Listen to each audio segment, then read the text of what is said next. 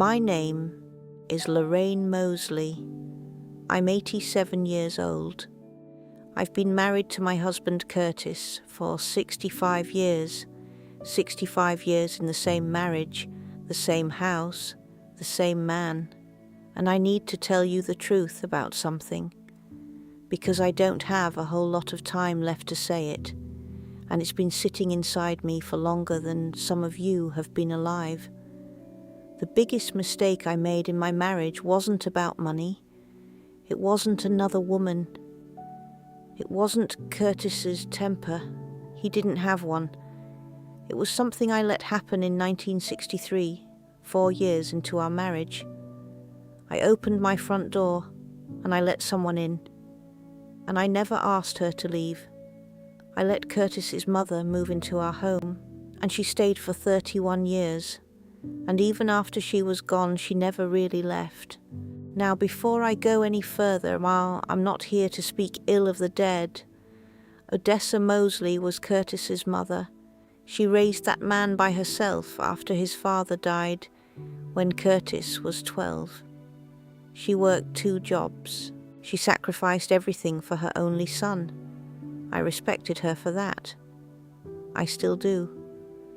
But respecting someone and giving them your marriage are 2 different things, and I didn't understand the difference until it was too late. Let me tell you how it happened. Curtis and I got married in 1959.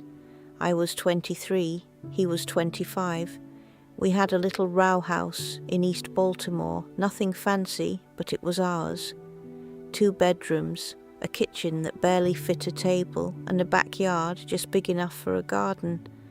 I loved that house. I loved being Mrs. Mosley. I loved the way Curtis would come home from the shipyard and stand in the doorway and just look at me, like he still couldn't believe I was there. Those first 4 years, I want you to understand this. Those were good years. Curtis was attentive. He'd bring me flowers from the corner stand on Fridays. He'd sit on the porch with me after dinner, and we'd talk about everything and nothing. We were building something. I could feel it. Every day, another brick in the wall of this life we were making together. Then Odessa fell. It was October of 1963. She slipped on her front steps and broke her hip. Curtis drove to her place, brought her back to our house, and said, "Just until she's back on her feet, Lorraine, a few weeks." I said yes. Of course I said yes. I was 27 years old. I wanted to be a good wife. I wanted Curtis to know I loved his family. And I was raised. My own mama taught me this. You take care of your elders. You don't turn family away. A few weeks turned into a few months. A few months turned into a year. And by the time Diane was born in 1965, Odessa wasn't a guest anymore. She was the head of the household, and I was the woman who cooked and cleaned and kept her mouth shut. Now, it didn't happen all at once. That's the thing people don't understand. It was slow, like water wearing down a stone. First she rearranged my kitchen, said it wasn't practical the way I had it. Then she started correcting how I seasoned the food. Curtis doesn't like it that way, Lorraine. He likes it the way I make it. Then it was the children, how I held Diane, how I fed her when I put her down. Everything I did, Odessa had a better way, and Curtis said nothing. I need you to hear that. Every time his mother corrected me, overruled me, made me feel like a stranger in my own home. Curtis said nothing.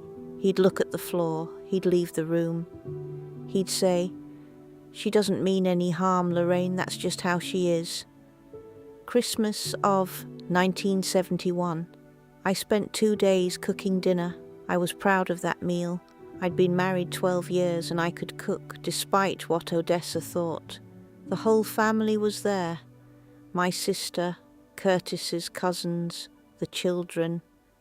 And Odessa tasted my greens, set her fork down and said, loud enough for the whole table to hear, "Curtis, baby, these aren't like mine. You want me to fix you a plate the way you like it?" The table went quiet. Every eye in that room went to Curtis. And you know what he did? Nothing. Not a word. He didn't defend me. He didn't say, "Lorraine's cooking is fine, Mama." He just sat there. And after a moment, people started eating again, like it hadn't happened. I went to the kitchen. I stood at the sink and I gripped the edge of that counter so hard my knuckles ached. I stood there for 10 minutes. Nobody came to check on me. Not Curtis, not anyone. And that was the night I understood something.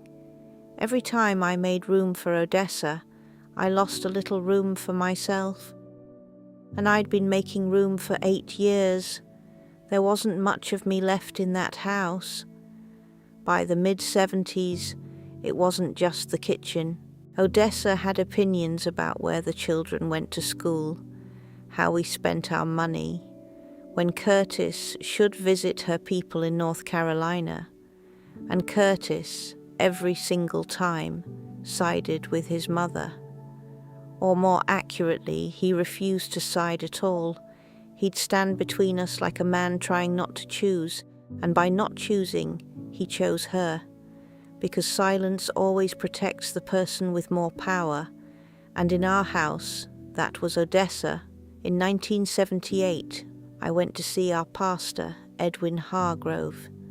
I sat in his office and I told him everything, 15 years of it, the kitchen, the Christmas dinner, the way I felt invisible in my own home. Pastor Hargrove listened. He was a good man, patient, and when I was done, he said something I've never forgotten. He said, "Lorraine, a man who won't leave his mother's house in his heart hasn't finished building yours." I heard those words. I turned them over in my mind for years, but I didn't act on them. I went home and I kept making room. Then came 1982. Odessa had decided, not suggested, that Diane should transfer schools. Better school district, she said, more opportunities. She'd already spoken to Curtis about it. By the time I found out, it was nearly done. My daughter, my firstborn, and I was the last to know. I lost it. For the first time in 19 years of living with that woman, I raised my voice, not at Odessa, at Curtis. I told him this was my child, our child, that his mother didn't get to make decisions about our daughter's life, that I was his wife, not his mother's assistant. And Curtis, I'll never forget this, Curtis looked at me like I was being unreasonable, like I was making a fuss over nothing. He said, "She's just trying to help, Lorraine." That night, after everyone was asleep, I packed a bag, not a big one, just enough.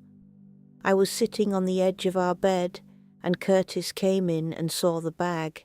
He stood in the doorway, the same doorway where he used to look at me like he couldn't believe I was there. And he said, "Where are you going to go, Lorraine?" Not, "Please don't leave." Not, "What can I do?" Not, "I'm sorry." "Where are you going to go?" Like it was a practical question. Like the only thing standing between me and leaving was logistics. I sat on that bed and I looked at that bag. And I thought about Diane, asleep down the hall, and Curtis Jr., who was 9, and little Marcus, who was 5. And I thought about where I would go, and I didn't have an answer. So I unpacked the bag, not because Curtis asked me to stay, because I had nowhere else to be.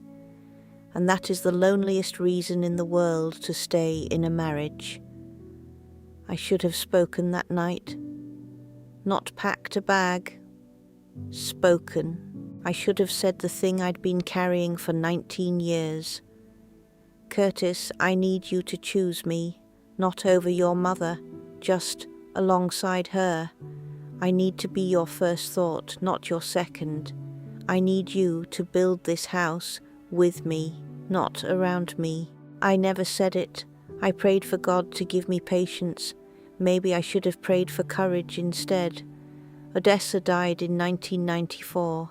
She was 88 years old. She'd lived in our home for 31 years. And you know what I expected? I expected relief. I expected that now, finally, after 3 decades, Curtis and I would have our marriage. Just the two of us. The way it was supposed to be from the beginning. That's not what happened. What happened was silence. A different kind of silence. Curtis didn't know how to be a husband without his mother in the house. She'd been the organizing force, the one who decided, who directed, who filled the space. With her gone, Curtis was lost. And I was standing there, waiting for him to turn to me, the way he should have turned to me in 1963. He didn't. The pattern was set. 31 years of Odessa making decisions had taught Curtis that Lorraine didn't need to be consulted. Lorraine would adjust. Lorraine would make room. Even with his mother gone, he still treated me like someone who would accommodate, because that's all I'd ever shown him. I didn't marry his mother, but I lived with her for 31 years. And I lived with her ghost for the 34 after that. Now I need to say something about Odessa, because I've spent 60 years being angry at that woman, and I've spent the last 10 years understanding her. Odessa lost her husband when she was 40 years old. She was left alone with a 12-year-old boy and nothing else. No family close by, no money saved. She poured everything she had into Curtis. He was her whole world. And when I married him and took him to Baltimore, I took her whole world away. She moved into our house and she held on, not because she was cruel, because she was terrified of being alone, terrified of losing the only person she had. Every time she corrected me, every time she overruled me, she was saying, "Don't take him from me." I understand that now. I wish I'd understood it then. Maybe I would have had more compassion. Maybe I would have found a way to say, "There's room for both of us, Odessa, but this is my home, and he is my husband." I never said that either. And Curtis, I have to be honest about Curtis too. He wasn't a bad man. He was a man who was taught that honoring your mother is the highest duty a son can carry. Nobody ever told him that his wife deserved the same honor.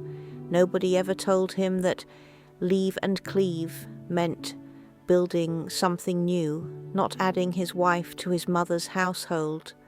He didn't choose his mother over me because he loved her more.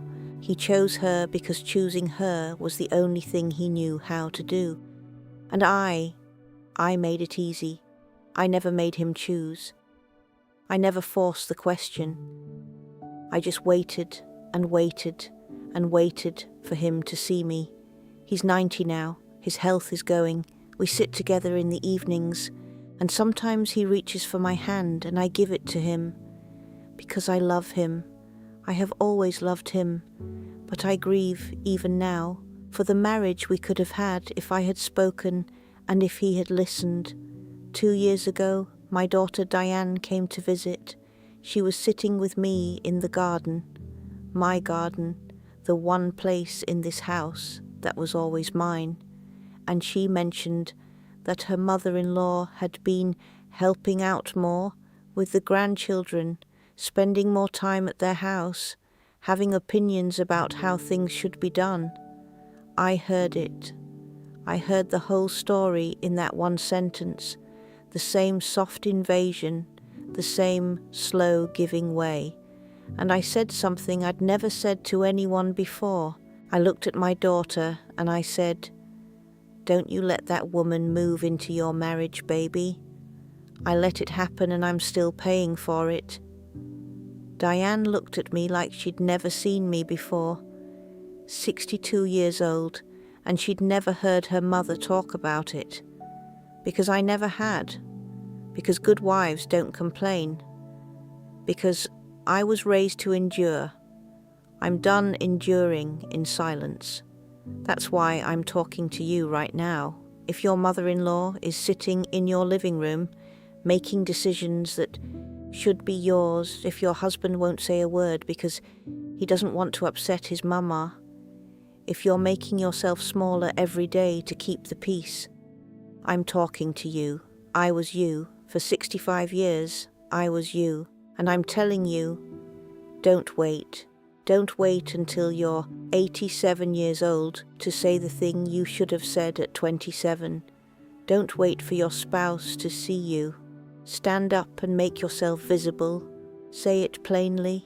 Say it tonight. This is my marriage. This is my home. I love your family. But you and I, we come first. That's not selfish. That's the promise we made. You still have time to say it. I didn't. But you do. Curtis is in the other room right now. 65 years. I still love that man. But I wish I'd loved myself enough to speak up when it mattered. I'm Lorraine Mosley. I'm 87 years old. And that's the truth I've been carrying since 1963. If this reached you, share it with someone who needs to hear it. And if you want more of these conversations, subscribe. I've got 65 years of lessons. Might as well make them worth something.